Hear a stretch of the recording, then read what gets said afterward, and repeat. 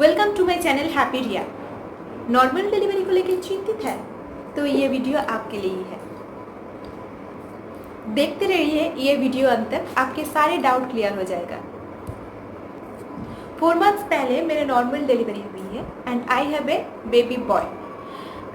तो मेरे बहुत सारे फ्रेंड्स मुझे इस बारे में बहुत क्वेश्चन करते हैं, तो मैंने सोचा क्यों ना मैं इसके ऊपर एक वीडियो बनाऊं ताकि आप लोगों के थोड़ी बहुत मोटिवेशन मिल जाए। 2019 मुझे पता चला कि मैं प्रेग्नेंट हूँ।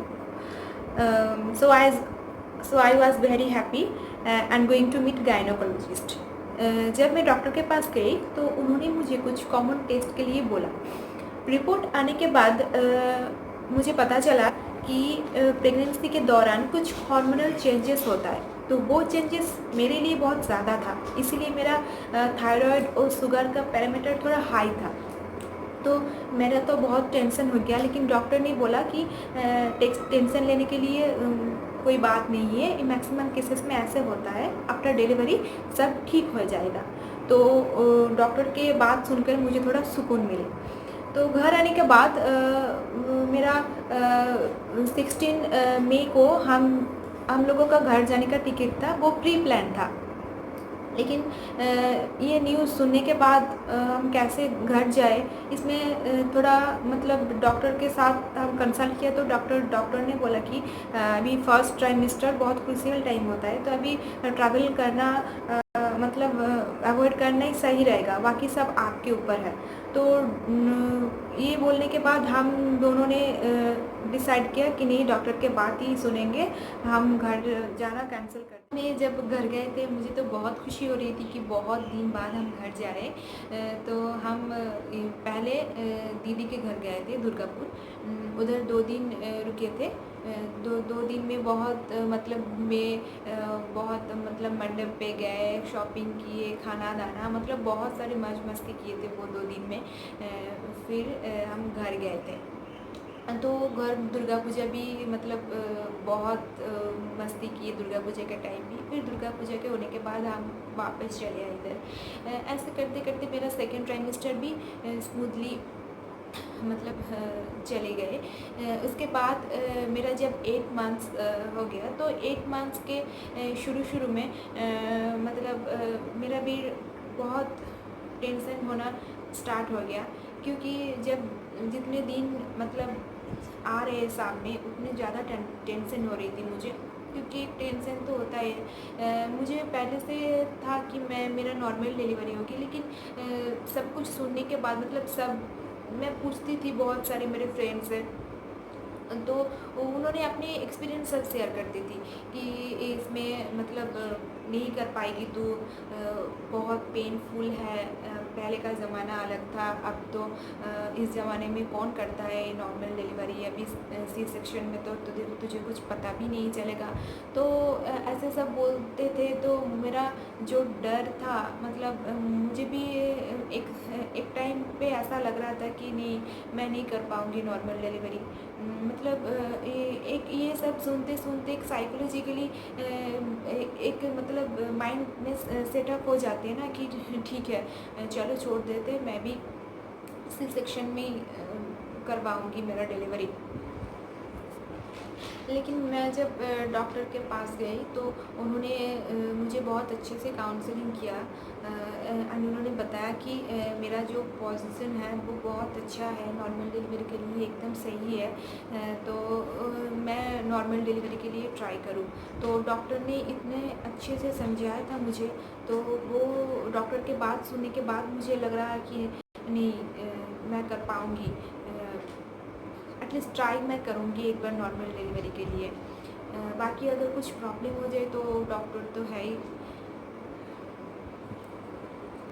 तो 8 मंथ के एंड में क्या हो रहा, मेरा पेट में अचानक सा जैसे कुछ कंट्रैक्शन आते हैं ना, उस टाइप का मेरा पेन स्टार्ट हो गया। तो मुझे पता था कि इतना जल्दी कुछ नहीं होगा, फिर भी थोड़ा सा डर लग रहा था। फिर मैंने सर्च किया बहुत, तो सर्च करने के बाद पता चला कि ये ब्रैक्सटोन हिक्स है, क्योंकि किसी किसी का मतलब सभी के साथ ऐसा नहीं होता है, लेकिन किसी किसी के साथ होता है ये ब्रेस्टोनिक्स। ये बेबी नॉर्मल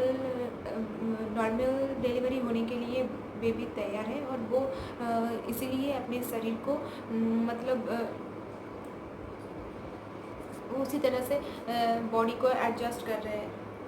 तो ठीक है, 2-3 दिन ऐसे ही बीत गए, लेकिन एक दिन अचानक से ये पेन बहुत ज़्यादा बढ़ गया।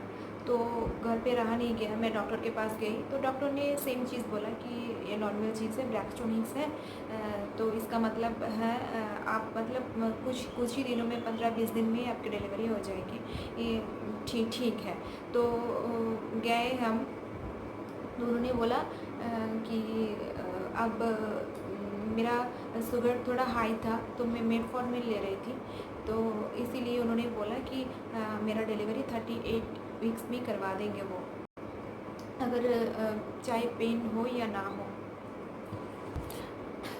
तो ऐसे करते करते मेरा उसी महीना भी कट गया। फिर एक दिन हम चेकअप के लिए गए थे, 17 दिसंबर, बहुत ठंडी थी उस टाइम। और इस बार जो दिल्ली में मतलब ठंडा था, मतलब ओ माय गॉड बहुत ठंडा। तो उस टाइम हम जब डॉक्टर के पास गए थे, तो मुझे बेबी का मूवमेंट पता नहीं चल रहा था, मतलब उस दिन से नहीं, उसके अगले दिन से ही मुझे पता नहीं चल रहा था। तो मैंने डॉक्टर के साथ ये शेयर की कि मुझे मूवमेंट पता नहीं चल रहा है। तो ये सुनने के बाद, और मेरा 8 मंथ ख़त्म होने वाले थे, तो ये सुनने के बाद डॉक्टर ने मुझे इमीडिएट एडमिट कर दी हॉस्पिटल में। तो मुझे तो थोड़ा डर लग गया कि अभी तो मेरा टाइम भी नहीं हुआ है, मेरा एक्सपेक्टेड डेट है 9 जनवरी, तो अभी तो बहुत टाइम है, मतलब 20 दिन अभी है। तो मुझे पता नहीं चला कि क्या हो गया ये। तो डॉक्टर ने बोला कि अभी इस टाइम में मूवमेंट कम होना अच्छी बात नहीं है। तो फिर उन्होंने मुझे 2 दिन रखा उधर, एनएसटी किया, बेबी का मतलब यूएसजी किया, बेबी का पोजीशन देखा, बेबी किस हाल में है वो भी देखा। फिर देखने के बाद मुझे हॉस्पिटल जाके एक बात पे बहुत हंसी आ रही थी कि एनएसटी करने के बावजूद भी बेबी का हार्ट बीट ठीक से नहीं आ रही थी। तो डॉक्टर ने बोला क्या होता है इस टाइम, कभी कभी ठंडी के लिए तो होता है कि बेबी मूवमेंट थोड़ा कम करता है, या ऐसा भी होता है कि जब लास्ट महीने में बेबी थोड़ा बड़ा हो जाते हैं तो वो स्पेस नहीं मिलता है उनको अंदर मतलब घूमने के लिए, इसलिए इसके वजह से भी कभी मूवमेंट पता नहीं चलता है।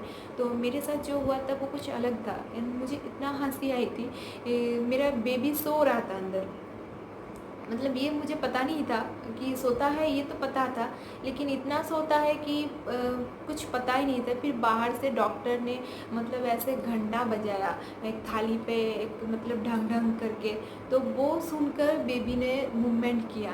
तो मतलब मुझे ये कभी पता नहीं था कि ऐसे भी जगाते हैं बच्चों को। तो जब देखा कि हाँ बेबी पूरा ठीक है, बेबी सो गया था, तो मुझे छोड़ दिया, रिलीज़ कर दिया, मैं घर चली आई। तो डॉक्टर ने बोला कि 1 जनवरी आप एडमिट हो जाए 9 बजे।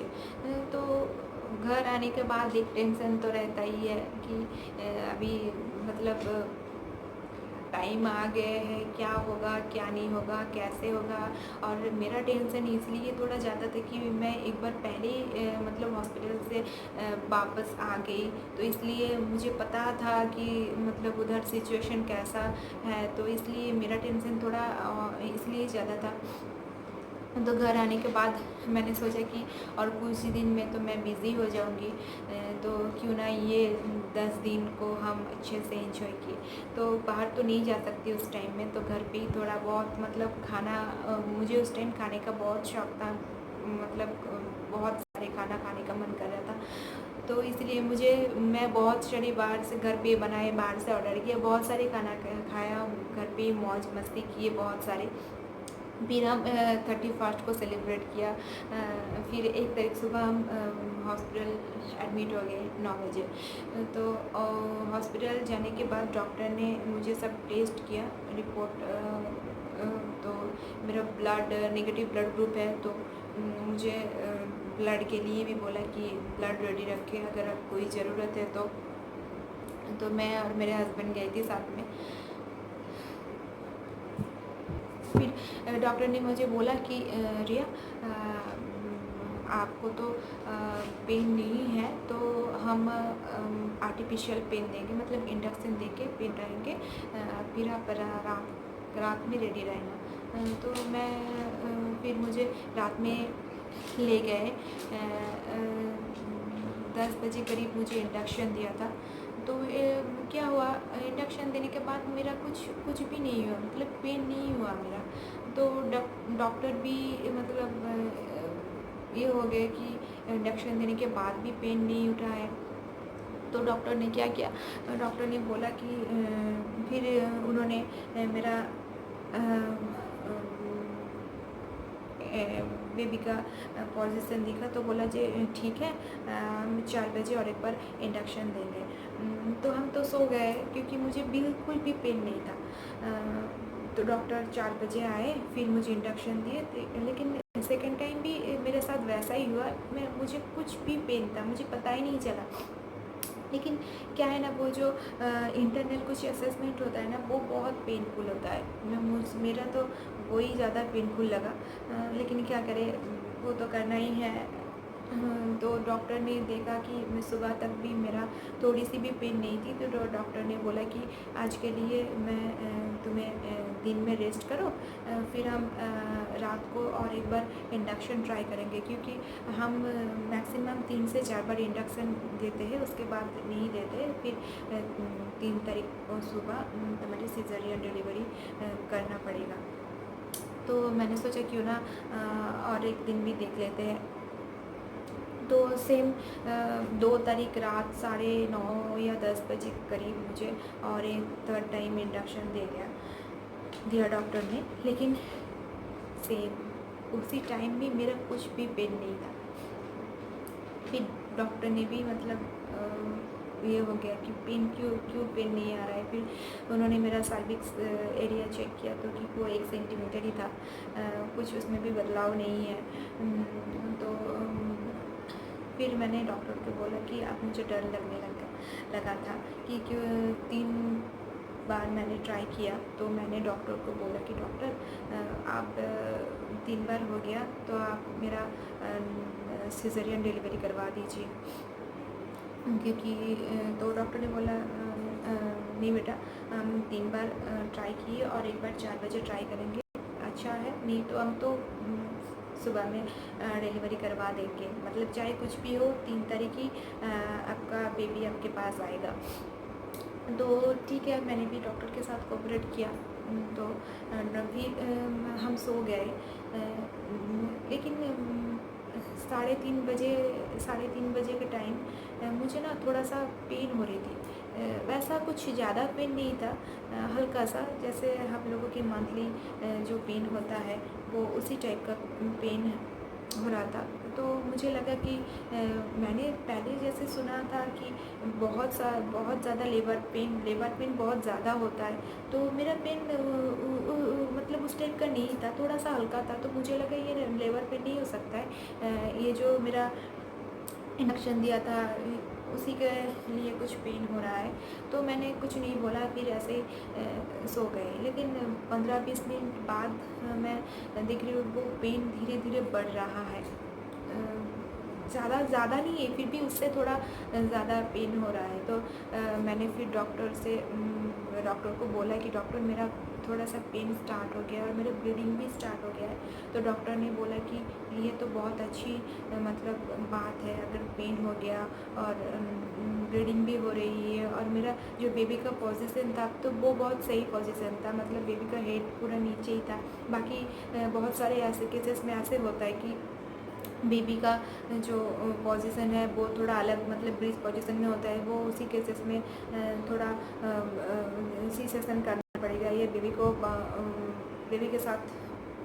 तो मेरे पोजीशन सही था। तो डॉक्टर ने बोला कि ठीक है, अगर वो इंडक्शन दे देते हैं अभी। तो इंडक्शन देने के बाद मुझे बहुत ज़्यादा मतलब एक कंट्रैक्शन आया, बहुत ज़्यादा। एवं उसी के साथ में मुझे और एक इंजेक्शन दे गया पेन बढ़ाने के लिए। तो मेरा तुरंत ये 4:30 पौने 5 के बजे के टाइम की बात है। तो मुझे इतना ज़्यादा पेन आ गया, तो मुझे और मेरा पेट जैसे पूरा हार्ड हो गया और मेरा वोमिटिंग जैसे लग रही थी। तो मुझे ये जो पूरा प्रोसेस है, मैं पहले ही इसको बहुत स्टडी किए थे, ये प्रोसेस को कैसे होता है, कब कॉन्ट्रैक्शन आते हैं, कितने टाइम के लिए आते हैं, कब पुश करना है, तो ये मुझे पहले से ही पता था। तो जैसे ही मेरा कंट्रैक्शन आ गया, मैंने पुश करना शुरू कर दिया। तो डॉक्टर ने मुझे बहुत डांटा इसके लिए कि अभी कॉन्ट्रैक्शन उस टाइप का कॉन्ट्रैक्शन नहीं है कि आप पुश करोगे, नहीं तो बेबी के साथ कुछ उल्टा पल्टा हो जाएगा। तो अभी मत करो ऐसे। आपका सर्विक्स एरिया भी 1 सेंटीमीटर ही है, जब तक 10 सेंटीमीटर नहीं होगा तब तक आपको मतलब बेबी नहीं अंदर बाहर आएगा। तो लेकिन मैं तो समझ रही थी कि जो कंट्रैक्शन आ रहे हैं उसमें मतलब उसमें ही पुश करना पड़ेगा। तो डॉक्टर ने चेक किया, तो मेरा सर्विक्स एरिया अचानक से 1 सेंटीमीटर से 6 सेंटीमीटर हो गया।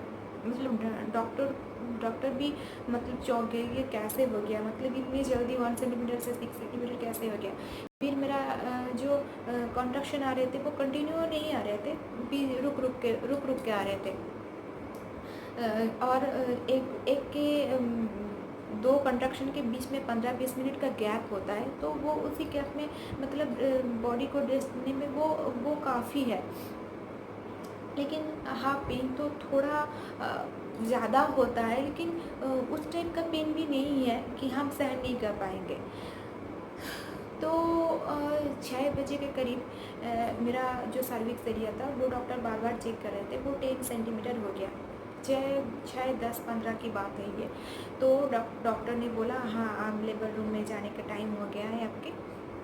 तो हमें लेबर रूम ले गए। तो लेबर रूम में जाके मुझे एक टेबल में जो लेटा दिया था, जो इस पोर्शन में जो तो स्टैंड होता है, स्टैंड में पैर को फंसा के, मतलब जैसे पैर को खोल के रखना पड़ता है। और मेरे बॉडी को ऊपर पोर्शन में 2 नर्स उधर ही खड़े थे और नीचे मेरा डॉक्टर। तो डॉक्टर ने बोला कि अभी पुश मत करो, जब आपका कंट्रैक्शन आएगा तभी आप पुश करना, क्योंकि आपकी जो एनर्जी है वो नॉर्मल डिलीवरी के लिए बहुत इम्पोर्टेंट चीज़ है। क्योंकि आप अगर एनर्जी को मतलब एनर्जी नहीं रहेगी तो आपके लिए ये बहुत डिफ़िकल्ट हो जाएगा, नॉर्मल डिलीवरी आपके लिए बहुत डिफ़िकल्ट हो जाएगा। तो आप जब कॉन्ट्रैक्शन आपको आएगा तभी आप पुश करें। तो एक तरफ मुझे पेन हो रहा है और दूसरी तरफ मुझे ये खुशी हो रही है कि जो आने वाले वो बॉय है या गर्ल है, मतलब जिसके लिए मैं इतने महीने इंतज़ार की हूँ, वो खुशी एक अलग बात है। तो जो फर्स्ट कंट्रैक्शन मेरे आए तो उसमें मैं मतलब पुश किया, लेकिन पुश करने के बाद भी कुछ नहीं हुआ। फिर और 3-4 मिनट के गैप में और एक कॉन्ट्रैक्शन आया। तो उस कॉन्ट्रैक्शन में मैंने इतना ज़ोर से चिल्लाया और पुश किया, खुशी, रोने की आवाज़, मतलब मेरा सेंस पूरा सेंस था। तो मैं देख रही थी मेरा बॉय हुआ है, एक छोटा सा बॉय। एंड देखने के बाद जो मेरा पेन वो गायब हो गया, सारे गायब हो गया। तो ये तो मैं मतलब मैं बिलीव ही नहीं कर पा रही थी कि मेरा डिलीवरी नॉर्मल डिलीवरी हुई है। क्योंकि मेरा मन में पहले से एक डर था नॉर्मल डिलीवरी के बारे में। तो मुझे नहीं लगा कि उतना भी कुछ टफ है। देखिए आप सबके साथ अगर आपके साथ भी मेरे जैसा कुछ हो रहा है नॉर्मल डिलीवरी सी सेक्शन के लिए, तो आप अच्छे से डिसीज़न लीजिए, क्योंकि ये एक बहुत महत्वपूर्ण डिसीजन है हमारे लाइफ के। मुझे सी सेक्शन बारे में कुछ पता नहीं है, लेकिन नॉर्मल डिलीवरी के मेरे एक्सपीरियंस है, तो मैं मेरे एक्सपीरियंस आपके साथ शेयर की हूँ। और भी वीडियो देखना चाहते हैं और मेरा वीडियो पसंद आए तो लाइक करना, कमेंट करना और शेयर करना, और हाँ, सब्सक्राइब जरूर करना। मिलते हैं दूसरे दिन दूसरे वीडियो में। Till then bye.